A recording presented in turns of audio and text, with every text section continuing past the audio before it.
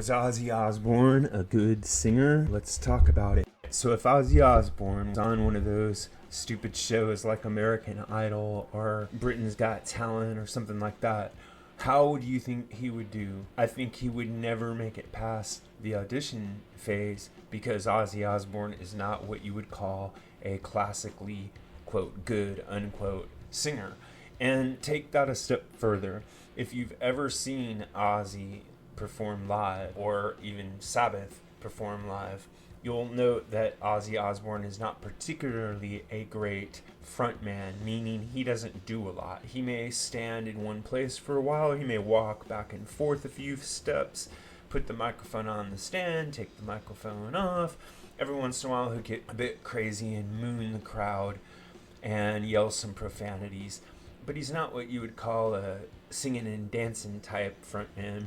He's not a Mick Jagger, and he's not even a Ronnie Van Zant who can just stand there and project this enormous personality. He's almost an awkward frontman, but he gets the job done. And that's what I want to talk about here, is that despite the fact that Ozzy is not a great naturally gifted singer, and he's not even a great technical singer, he has so many other good qualities that it more than makes up for it. Before I touch on what I think they are, I'm also going to point out that he doesn't usually write his own lyrics. In Sabbath, they were written by Geezer Butler, and on his solo albums, for a lot of them were written by Bob Daisley. But in Bob Daisley's case, he went out of his way to write lyrics that he thought would be good for Ozzy and that spoke to his temperament and personality and even his interests. And that's the first thing I want us to talk about, which is Ozzy's ability to interpret other people's material. This is his greatest strength. If you go back to the early Sabbath albums,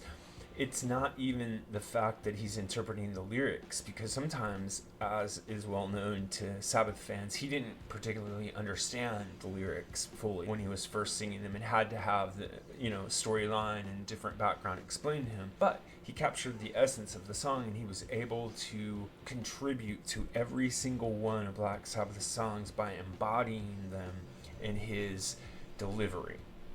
So he's a great interpreter of mood, he's a great interpreter of theme. And then here's the second part. He is responsible for writing his own vocal melodies most of the time, and those are the most striking, catching parts of his solo material and Black Sabbath's material in terms of musicality. In other words, his solo records have a lot of great musicianship on them, as does Black Sabbath, but the most accessible musical part for the general audience is the vocal melodies. That's what most people are drawn to in the first place.